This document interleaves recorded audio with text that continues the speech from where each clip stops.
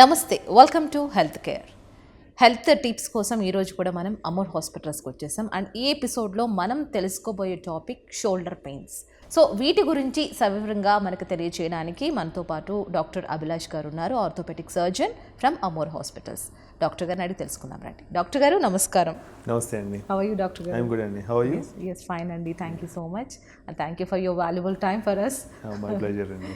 Yes doctor గారు, ఇప్పుడున్న పరిస్థితుల్లో మీకు తెలుసు, అంటే యంగ్ జనరేషన్ నుంచి 50-40 ప్లస్ వాళ్ళు కూడా ఎక్కువగా షోల్డర్ పెయిన్ అంటూ ఉంటారు. ఏం చేసినా కొంతసేపు ఏదైనా పని చేయనివ్వండి, ఆ భుజాలు నొప్పి వస్తున్నాయి, ఎక్కువసేపు పడుకున్నా కూర్చున్నా షోల్డర్ పెయిన్ అంటున్నారు. అసలు కారణాలు ఏంటంటారు?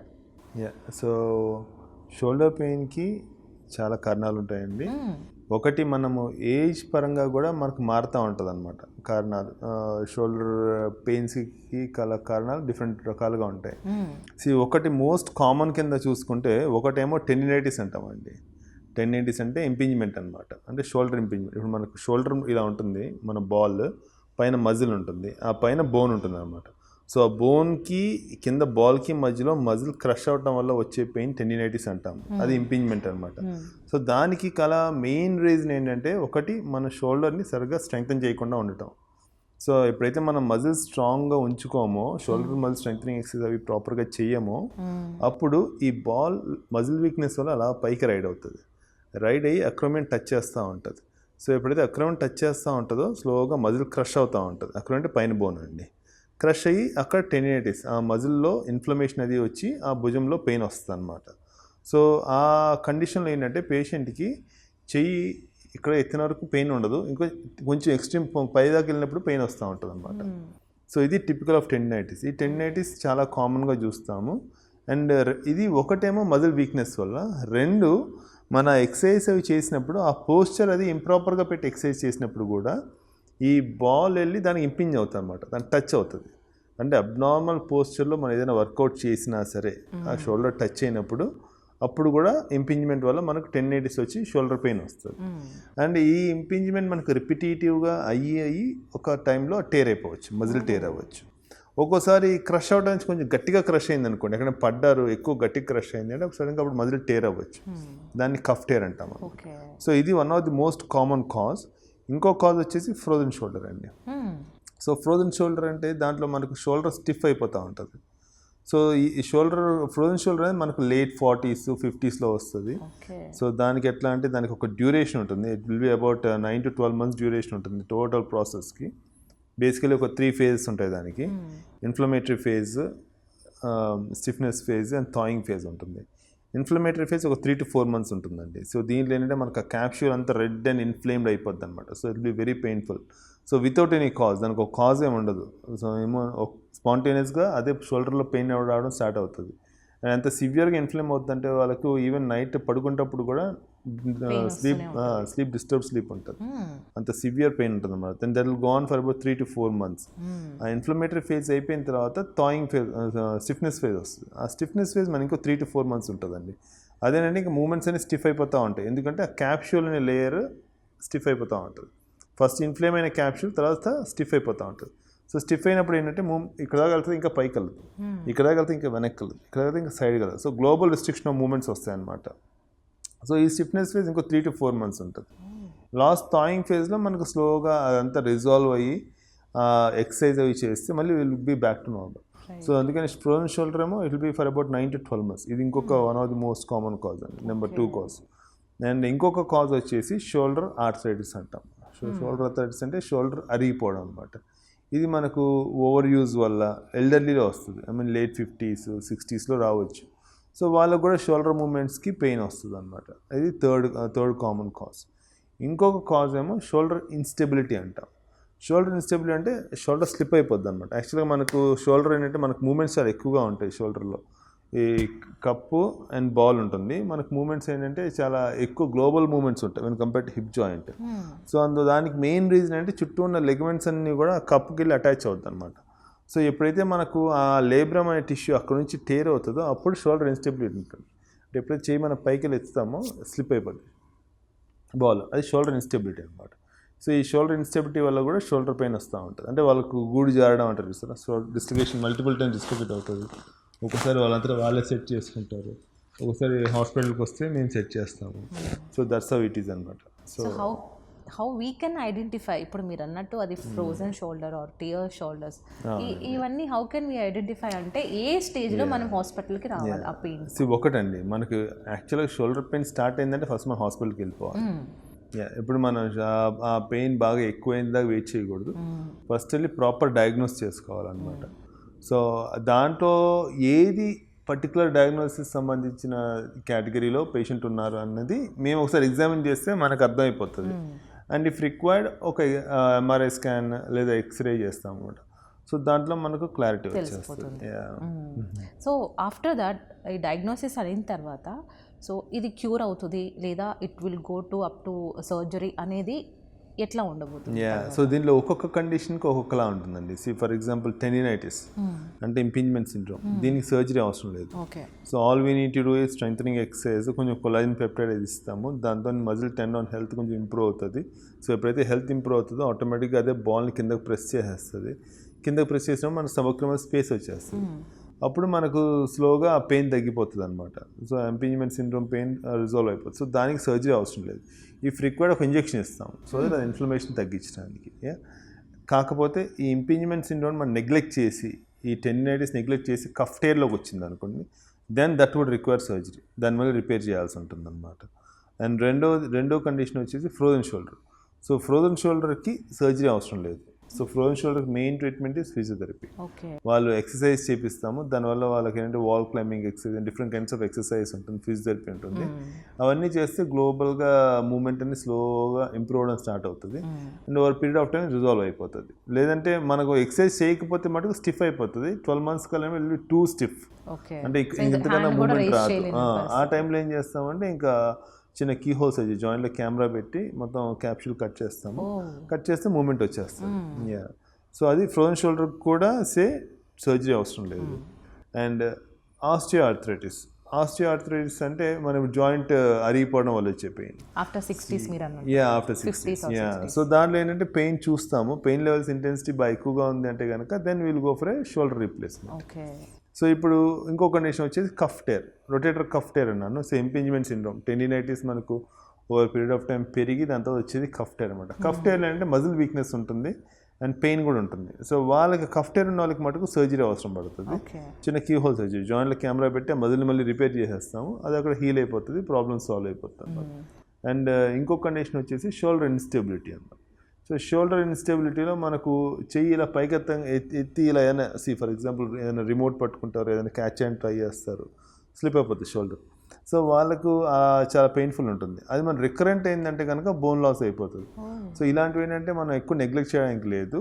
ఇలా ఇన్స్టెబిలిటీ ఉన్నప్పుడు చిన్న కీ హోల్ వేసి దాన్ని రిపేర్ చేస్తాము, చేస్తే అది హీల్ అయిపోతుంది. అలా కాకుండా మనం దాన్ని నెగ్లెక్ట్ చేసి వారి పీరియడ్ టైం అలా మల్టిపుల్ టైం డిస్లొకేట్ అయిందంటే బోన్ లాస్ అవుతుంది. అప్పుడు చిన్న బోనీ ప్రొసీజర్ చేయాల్సి వస్తుంది. సో అలా కాంప్లెక్స్ చేసుకోవడం కన్నా ఇనీషియల్ స్టేజ్లో మనం వచ్చి చూపించుకున్నాం అంటే most of the time surgery లేకుండానే మేనేజ్ చేయొచ్చు. చాలా క్లియర్గా, నేను డౌట్స్ అడగకుండానే మొత్తం ఒకటి చాలా క్లియర్ కట్గా చెప్పారు డాక్టర్ గారు. అండ్ వన్ మోర్ థింగ్, ఈ ఫ్రోజన్ షోల్డర్స్ అనేది అన్నారు కదా, అది నిద్రలో సరిగ్గా పడుకోకపోయినా కొంతమంది early in the morning they used to సే చాలా పట్టేసింది shoulder. So what is that reason అంటారు? ఫ్రోజన్ షోల్డర్కి ఒక రీజన్ లేదండి, దిస్ నో రీజన్. ఇప్పుడు ఒక రీజన్ ఐడెంటిఫై చేయడానికి లేదనమాట. That's how it is. అంటే మనకు లేట్ 50s, లేట్ 40s, 50sలో స్పాంటేనియస్గా pain in the shoulder without any reason start అయిపోతుంది. ఆల్ ఆఫ్ సడన్ స్టార్ట్ అయిపోతుంది, దానికి రీజన్ లేదనమాట. సో మన బాడీలో ఉన్న క్యాప్సూల్, ప్రతి జాయింట్కి ఒక లేయర్ ఆఫ్ టిష్యూ ఉంటుంది బయట, దాన్ని క్యాప్సూల్ అంటాము. క్యాప్సూల్లో మనకి ఇన్ఫ్లమేషన్ స్టార్ట్ అయిపోయి స్టిఫ్ అయిపోవటం, థాయింగ్ ఫేజ్, నేను చెప్పిన ఫేజ్ అనేది స్టార్ట్ అయిపోతుంది. కానీ దానికి పేషెంట్ చేసి తప్పు ఏమీ ఉండదు, జస్ట్ దట్ ఇట్ హ్యాపెన్స్ అంతే. మనకి ఏదో వైరల్ ఫీవర్ వచ్చినట్టు అలా వస్తుంది అంతే. కాకపోతే intensity of the disease is variable. అంటే డయాబెటిక్స్లో ఇంటెన్సిటీ ఆఫ్ డిసీజ్ కొంచెం ఎక్కువ ఉంటుంది, నాన్ డయాబెటిక్స్లో అంత ఎక్కువ ఇంటెన్సిటీ ఉండదు, కొంచెం తక్కువ ఇంటెన్సిటీ ఉంటుంది. సో ఫ్రోజన్ షోల్డర్కి స్లీప్ పోస్చర్కి సంబంధం లేదు, ఫ్రోజన్ షోల్డర్కి ఇంపింజ్మెంట్కి సంబంధం ఉంటుంది. ఇంపింజ్మెంట్ అంటే ఆ బోన్కి మధ్యలో మజిల్ క్రష్ అవటం, అది ఎట్లా అంటే నేను సింపుల్ చెప్పిందే ఈ మన జాయింట్ ఈ షోల్డర్ జాయింట్ మెయిన్గా దానికి కొంచెం జాగ్రత్తగా పెట్టుకోవాలన్నమాట. చాలా మొబిలిటీ చాలా ఎక్కువ ఉంటుంది. మన అబ్నార్మల్ పొజిషన్లో పడుకున్నప్పుడు ఏమవుతుందంటే ఆ భుజం కూడా కొంచెం అబ్నార్మల్ పొజిషన్లో ఉండిపోయింది అనుకోండి పీరియడ్ ఆఫ్ టైం, అంటే మీరు నైట్ మనం పడుకున్న 6 to 8 hours what ever it is ఆ మజిల్ క్రష్ అయ్యే ఉంటుంది. సో పొద్దున్న లేవగానే షోల్డర్ పెయిన్ స్టార్ట్ అయిపోతుంది. ఇలా వస్తారు కూడా పేషెంట్స్. ఎస్ డాక్టర్ గారు, రెగ్యులర్ గా మేము వినే మాట పొద్దున్నేసరి పట్టేస్తుంది, షోల్డర్ పెయిన్ స్టార్ట్ అయిపోతుంది. కాదు వాళ్ళకి కంగారు పడాల్సిన పని లేదు, ఒక 1 week టైం ఇచ్చేస్తే అది తగ్గిపోతుంది. Then after they used to say నిద్రలో పట్టిందిగా నిద్రలోనే పోతుంది. Is that true? అవునండి, కరెక్ట్. ఒక 1 week అలాగే మన ఇన్ఫ్లమేషన్ ఉన్న వాళ్ళకి 1 week టైం ఇస్తే ఇన్ఫ్లమేషన్ ఆటోమేటిక్గా తగ్గుతుంది. ఒక 1 week లో పోతుంది పెయిన్. That was amazing. దానికోసమని డిఫరెంట్ కైండ్స్ ఆఫ్ టాబ్లెట్స్ అవి వేస్తూ ఉంటారు. So because before that orthopaedic సర్జన్ని కలవక ముందు if we're feeling pain in shoulders, so can we approach a physiotherapist? ఒకటండి, physiotherapy has a big role in shoulder issues, కానీ we need to know what exactly to do, root cause. The cause of it. ఇప్పుడు అన్నిటిలో మనకు pain అనేది common, కానీ examination చేస్తే మనం మూమెంట్స్తో relate చేసుకుంటాం అనమాట. సో పెయిన్ మూమెంట్ రెండు కలిపి అసోసియేటెడ్గా రిస్ట్రిక్ట్ అయ్యి ఉన్నాయా అంటే frozen shoulder. Pain movement weakness కూడా ఉందా అంటే అప్పుడు కఫ్ టేర్ అనమాట. అంటే ఈ మూమెంట్లో కూడా యాక్టివ్ మూమెంట్ ఉంటుంది, ప్యాసివ్ మూమెంట్ ఉంటుంది. యాక్టివ్ అంటే మనంతటా మనం లేపేది, ప్యాసివ్ అంటే పక్కన వాళ్ళు పట్టుకొని లేపేది అనమాట. సో పక్కన వాళ్ళు పెట్టుకొని లేపినప్పుడు మనకు ఫుల్ మూమెంట్ వచ్చింది అనుకోండి, అది ఫ్రోజన్ షోల్డర్ కాదు. So that is cuff tear అనమాట.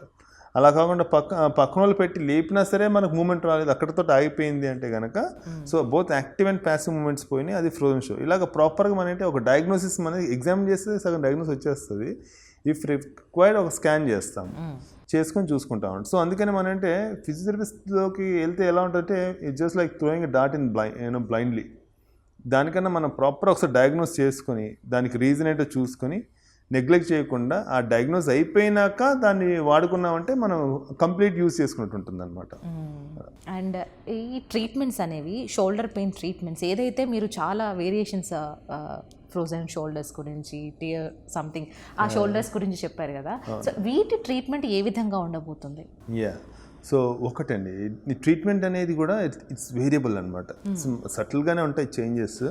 సంథింగ్ లైక్ టెండినైటిస్ అంటే కనుక all we need to do ఈ strengthening exercises and if required we do an injection. ఒక ఇంజెక్షన్ ఇస్తాం అనమాట షోల్డర్లో. అది basically depot preparation of steroid. So అది బాడీలో స్ప్రెడ్ అవుతుంది, stage there, decrease inflammation. So దానివల్ల మనకు పెయిన్ పోతుంది, స్ట్రెంథనింగ్ చేసుకుంటే ప్రాబ్లమ్ సాల్వ్ అయిపోతుంది. సో దానికి ట్రీట్మెంట్ ఇంపింజ్మెంట్ సిండ్రోమ్కి నో సర్జరీ, ఫ్రోజన్ షోల్డర్కి as I said no surgery, physiotherapy. So all we need to do is physiotherapy, range of motion exercise, pulley exercise, wall climbing అవన్నీ gradual చేయిస్తాము, దాంతో movement వచ్చేస్తుంది. If required ఒక injection ఇస్తాము, so ఆ inflammation తగ్గించడానికి. So దానికి treatment no surgery. So and మనకు ఆస్టియోఆర్థరైటిస్కి అయితే పెయిన్ ఎక్కువ ఉందంటే we need to go for a shoulder replacement. ఒక షోల్డర్ రీప్లేస్ చేస్తాము. ఆ జాయింట్ ఏదైతే అరిగిందో దాన్ని కట్ చేసేసి అక్కడ ఇంప్లాంట్ పెట్టేస్తాము, అందువల్ల పెయిన్ పోతుంది. And cuff tear, rotator cuff tear అంటాము. ఆ కఫ్ టేర్ అంటే చెప్పాను కదండి, వీక్నెస్ ఉంటుంది. అంటే యాక్టివ్ మూమెంట్ ఉండదు కానీ ప్యాసివ్ మూమెంట్ ఉంటుంది అనమాట. సో వాళ్ళకు ఆ మజిల్ని మళ్ళీ రిపేర్ చేసేసేయాలి. సో చిన్న కీ హోల్ సర్జరీ, వాళ్ళకు కీ హోల్ సర్జరీ అవసరం పడుతుంది. సో అలా కాకుండా ఇంకొక వేరే కండిషన్స్ ఉంటాయి. సంథింగ్ లైక్ సిస్ట్లన్నీ ఫామ్ అవుతాయి అక్కడ. సూప్రాస్కాపులర్ నర్వ్ అని ఉంటుంది, ఆ నర్వ్ని కొంచెం కంప్రెస్ చేస్తూ ఉంటుంది ఒక లిగమెంట్. సో ఇలాంటి డిఫరెంట్ కండిషన్స్ ఉన్నాయి. అవేంటంటే మనం ఎగ్జామిన్ చేసుకొని ఎంఆర్ఐలో కూడా కోరిలేట్ చేసుకుని అక్కడ మజిల్ అట్రోఫీ అని ఉంది అవన్నీ చూసుకుని క్లినికల్గా చూసినప్పుడు మనకు తెలిసిపోతుంది అనమాట. సో దాని ప్రకారంగా అవి ట్రీట్ చేసుకోవాల్సి ఉంటుంది. అండ్ ఇప్పుడు షోల్డర్ డిస్లొకేషన్ చెప్పాను కదా మీకు, షోల్డర్ స్లిప్ అయిపోతూ ఉంటుంది, వాళ్ళకు చిన్న కీ హోల్ సర్జరీ చేసి చిన్న యాంకర్స్ పెట్టి ఏదైతే టిష్యూ మనకు రిప్ ఆఫ్ అయిపోయింది దానివల్ల రిపేర్ చేసేస్తాం, చేస్తే మళ్ళీ స్టెబిలిటీ వచ్చేస్తుంది షోల్డర్లో. So how much long it will take to cure doctor గారు? సఫిషియెంట్ టైం ఏమన్నా ఉంటుందా? Frozen shoulder will take 9 months అండి. 9 to 12 months. 9 months. Frozen shoulder take about 9 to 12. So అప్పటి వరకు 9 months ఫిజియోథెరపీ చేయించుకుంటూనే ఉండాలి. వాళ్ళు నేర్చేసుకుంటారండి. వాళ్ళు 9 months కూడా ఫిజియోథెరపీస్కి వెళ్ళాల్సిన పని లేదు. సంథింగ్ లైక్ 2-3 weeksలో they learn all the exercises. So వాళ్ళకు పుల్లి ఇవన్నీ ఇంట్లో పెట్టేసుకుంటారు అనమాట.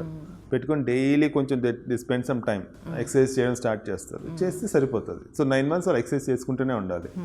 అండ్ ఇంపింజ్మెంట్ సిండ్రోమ్ అంటారా, దానికి మనం చేసే ఎక్సర్సైజెస్ మనమందరం కూడా చేయాలి. ఓ ప్రతిరోజు షోల్డర్కి ఒక 10-15 మినిట్స్ చిన్న స్ట్రెంత్ టైం ఇచ్చి చేయాలి. చేస్తే మన షోల్డర్ ఇష్యూస్ రాకుండా ఉంటాయి ఫ్యూచర్లో. సో అది మనకు అది కూడా మనం అన్ని రెగ్యులర్గా చేసుకుంటూ ఉండాలి. అండ్ అదొకటి. అండ్ ఈ ఫ్రోజన్ షోల్డర్ వస్తే దీనికి సంబంధించిన రేంజ్ ఆఫ్ మోషన్ ఎక్సర్సైజ్ చేసుకుంటే సరిపోతుంది. ఓకే. సో ఇంతకుముందు ట్రీట్మెంట్ అంటే సర్జరీ కంటే ముందు ఒక ఇంజెక్షన్ గురించి చెప్పారు. సో ఇంజెక్షన్ వల్ల చాలామంది ఇంజెక్షన్ గురించి చాలా పుకార్లు అయితే బయట వస్తున్నాయి, పెయిన్ రిలీఫ్ ఇంజెక్షన్స్ అంటూ. So is that good for health? ఇప్పుడు ఇంజెక్షన్స్ చాలా రకాలు ఉన్నాయండి. ఇప్పుడు నేను మీకు చెప్పినవన్నీ కూడా depot preparation of steroid injections. So ఇదేంటంటే it doesn't spread into your body. ఎక్కడైతే ఇస్తామో అక్కడే సెటిల్ అవుతుంది, అక్కడ ఇన్ఫ్లమేషన్ తగ్గించేస్తుంది. సో దీనివల్ల మన సైడ్ ఎఫెక్ట్స్ ఏమి ఉండవు. సో దానివల్ల మనకు హాని ఏం లేదు, there no side effects. So అలా కాకుండా వేరే ఇంజెక్షన్స్ ఏంటంటే హైల్రానిక్ యాసిడ్ ఇంజెక్షన్ అంటాము, పిఆర్పి ఇంజెక్షన్ అంటాము, ప్లేటెడ్ రిచ్ ప్లాస్మా అని. ఇవన్నీ ఏంటంటే కూడా ఇవి స్టిరాయిడ్ కన్నా they are bit more expensive. Steroid injection depot preparation is very cheap and very useful. PRP injection, hyaluronic acid, BMAC, ఇవన్నీ డిఫరెంట్ కైండ్స్. బీమ్యాక్ అంటే స్టెమ్ సెల్స్ అనమాట. So basically mesenchymal stem cells అంటాము. ఈ stem cells ఇవన్నీ కూడా ఏంటంటే they are bit more expensive. కానీ దీని తీసుకోవడం వల్ల సైడ్ ఎఫెక్ట్స్ ఏముంటాయంటే ఏముండవు.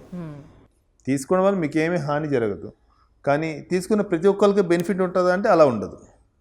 ప్రాబ్లీ మన రేషియో చూసుకుంటే అబౌట్ 40-50% పేషెంట్స్ హ్యాపీ ఫీల్ అవుతారు, 40-50% పేషెంట్స్కి ఏం డిఫరెన్స్ చేయదన్నమాట.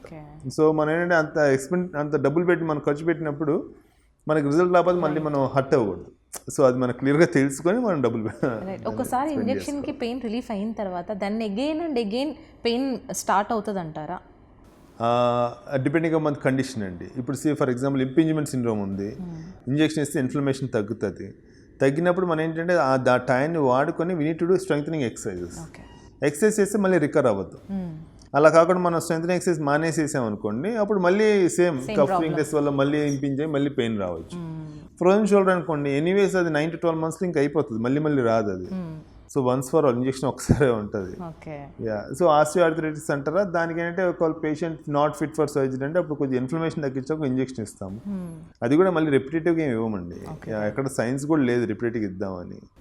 సో మనకు ఎప్పుడైనా ఇన్ఫ్లమేషన్ అది వచ్చినప్పుడు ఒక ఇంజెక్షన్ ఇచ్చుకుంటే సరిపోతుంది. అలాగే సర్జరీస్లో కూడా ఒకసారి ఫుల్ షోల్డర్ సర్జరీ అయిన తర్వాత కూడా మళ్ళీ వచ్చిన దాఖలాలు ఏమైనా ఉన్నాయా? మళ్ళీ వచ్చే ఛాన్సెస్ ఏమైనా ఉన్నాయా షోల్డర్ పెయిన్స్ మళ్ళీ రికవర్ అవ్వటం? టోటల్ సేమ్ అండి. ఇప్పుడు మనకు ఎప్పుడైనా మన షోల్డర్స్ హెల్దీగా ఉండాలంటే ఒక్క 10 minutes స్పెండ్ ఆన్ స్ట్రెంగ్థనింగ్. ఆ థెరబాన్తో స్ట్రెంగ్థనింగ్ ఎక్సర్సైజ్ ఉంటాయి, కేబుల్తో జిమ్లో ఉంటుంది. ఆ స్ట్రెంగ్థనింగ్ ఒక్క 10 minutes చేసి మీకు షోల్డర్ ఇష్యూస్ రావు.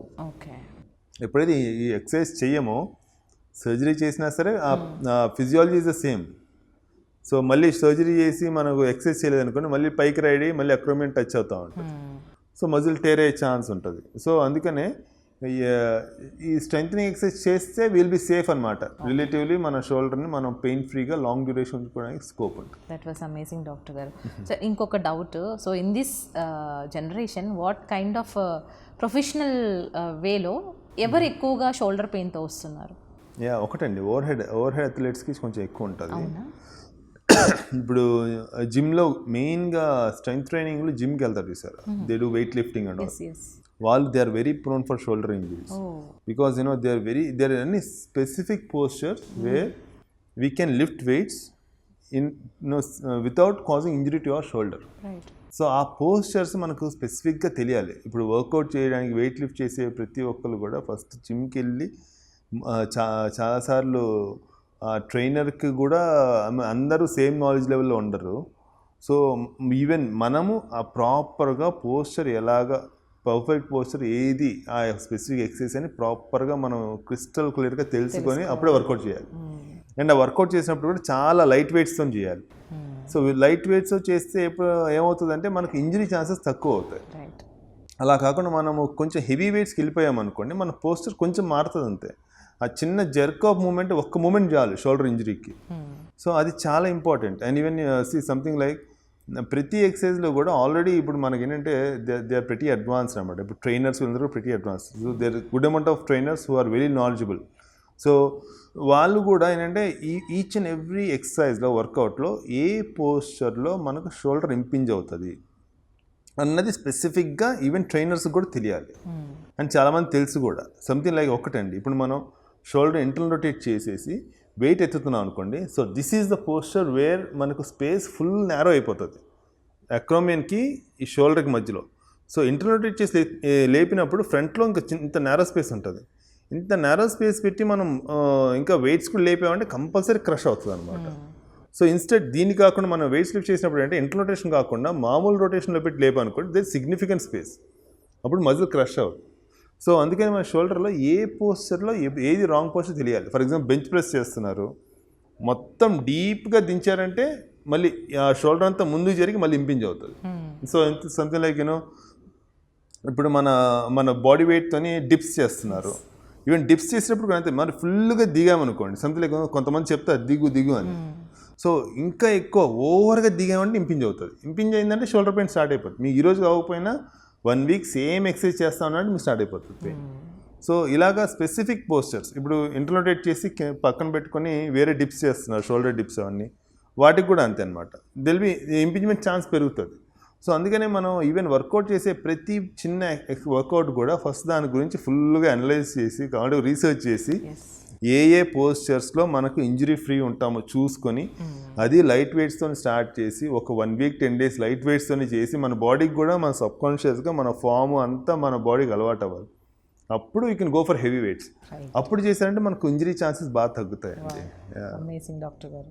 సో ఈ కాలంలో చాలా మంది మెయిల్ అండ్ ఫీమేల్స్ జిమ్ల మీద వర్కౌట్స్ మీద పడుతున్నారు కాబట్టి this will be helpful for them. Doing exercise is extremely good and doing strength training, resistance training is the way to go. దానివల్ల మనం ఏంటంటే ఏజ్ పెద్ద అయినా సరే we can lead in active life style which is very very good, provided దానిలో catch ఏంటంటే ఏ posture మనకు injury అవుతుందో మనకు స్పెసిఫిక్గా తెలుసుకోవాలి. సో అది ఎప్పుడు తెలుస్తుంది అంటే మనం ఎనీ వర్కౌట్ చేసేటప్పుడు దాని గురించి క్రిస్టల్ క్లియర్గా సిగ్నిఫికెంట్ రీసెర్చ్ చేసి మనం ఏ మూమెంట్స్ ఎంతవరకు చేయొచ్చో కనుక్కొని అప్పుడు చేయాలి. దట్ వాజ్ అమేజింగ్ డాక్టర్ గారు. So what will be the best advice for our viewers? ఈ షోల్డర్ పెయిన్స్కి కాస్త కంట్రోల్లో అండ్ మంచి డైట్ ఫాలో అవ్వాలి అంటే ఏం చెప్తారు? కొలాజన్ రిచ్ ఫుడ్స్ అండి, collagen rich foods. If you are non vegetarian there plenty of collagen rich foods. Vegetarians కూడా ఉంటాయి collagen rich foods. Non vegetarian అంటే bone soup, any non vegetarian health food has got significant amount of collagen. అవి తీసుకుంటే మనకు కొంచెం healthy ఉంటుంది అనమాట. ఇప్పుడు వెజిటేరియన్స్ అని ఇంకా లీఫీ వెజిటబుల్స్ వాటిలో ఉంటుంది, నట్స్, బీన్స్, అవి తీసుకుని we can keep our tissue healthy. And the other way of doing it is along with diet, exercise, resistance training in a proper way. ఇవి చేస్తే we can keep our shoulders healthy. And ఎప్పుడు shoulder pain వచ్చినా first of all you need to see a doctor, get it diagnosed properly and then take it from there. Instead మన అంటే అప్పుడు ఫస్ట్లో వచ్చింది అనుకోండి, there is a very good chance that you may not require any procedure, any surgery. All you may need is probably some change of exercise, some change of posture, so that may do. కానీ అలాగా neglect చేసామనుకోండి then will land up in a surgery, high chances.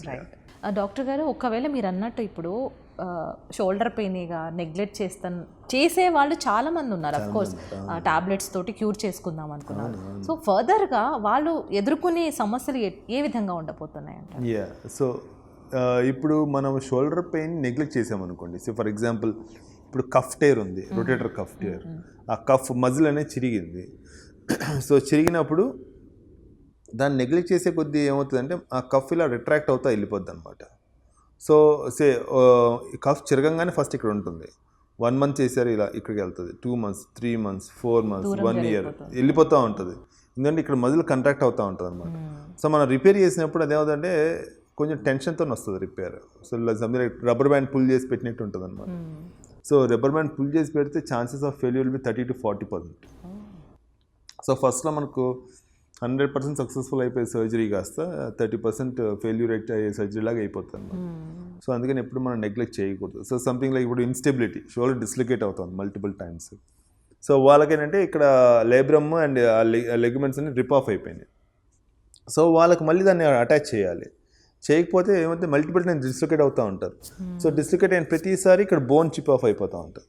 So bone chip of అయిపోయిందంటే మళ్ళీ వాళ్ళకి simple repair, ల్యాబ్రమ్ repair కాకుండా ఇక్కడ Boney procedure కూడా చేయాల్సి ఉంటుంది. సో అవన్నీ అంటే జస్ట్ మేకింగ్ థింగ్స్ కాంప్లెక్స్ అన్నట్టు.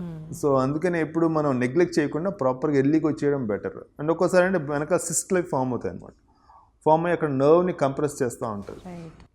సో ఆ నర్వ్ని కంప్రెస్ చేసి ఇనిషియల్ స్టేజ్ అనుకోండి, ఆ సిస్టమ్ డీకంప్రెస్ చేస్తే మన నర్వ్ రికవర్ అయిపోతుంది. బాగా నెగ్లెక్ట్ చేసామనుకోండి, మజిల్ అట్రోఫీ అన్నీ అయిపోయి ఫ్యాటీ ఇన్ఫిల్ట్రేషన్ అదే వచ్చి రికవరీ కష్టం, బాగోదు అనమాట. సో అందుకని ఎర్లీగా కలిసి డయాగ్నోస్ చేసుకొని దాని తర్వాత you can take a call how to manage it అని. మన సర్జరీ అనేసరికి చాలా మందికి భయం, ఎంత కాస్ట్ అయిపోతుందని. సో మన అమోర్ హాస్పిటల్స్లో ఏ విధంగా ఉండబోతుంది? అమోర్లో we do all high end surgeries అండి. High end surgeries and we do surgeries which are very easy on pockets of the patients. So that వాటికి యూజ్ చేసే ఇంప్లాంట్స్ అవన్నీ కూడా ఏదైతే అబ్సల్యూట్లీ నీడెడ్ అవే వాడతాము. And we try to help the patient financially as much as possible.